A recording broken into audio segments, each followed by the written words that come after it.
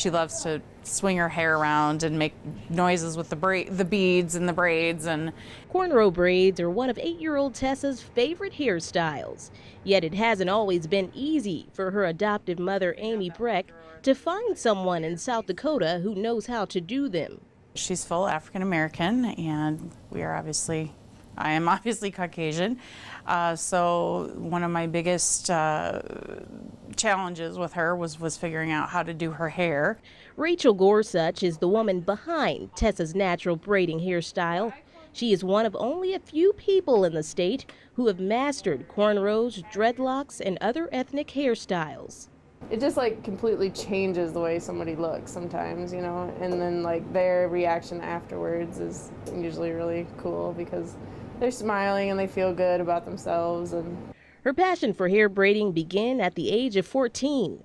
Now she takes pride in giving people of color more hairstyle options.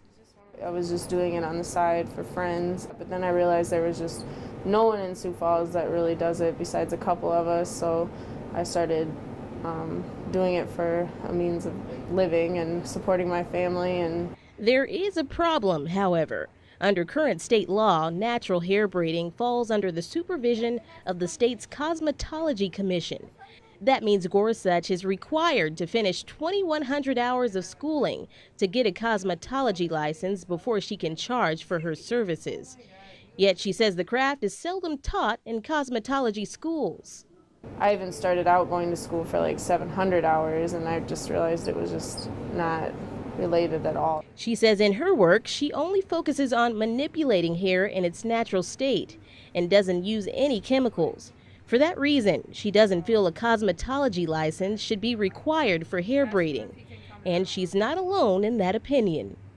It doesn't involve anything that's permanent. It doesn't involve any chemicals. It doesn't involve anything that's going to permanently damage a person's hair.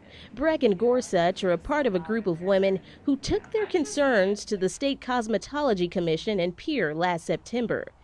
As a result, the Department of Labor and Regulation has drafted House Bill 1048. It would exempt hair braiding from the practice of cosmetology and eliminate the cosmetology license requirement. We reviewed the current statutes and determined that there's not a huge public health or safety concern as of right now, and that we don't feel that such practice needs to be regulated.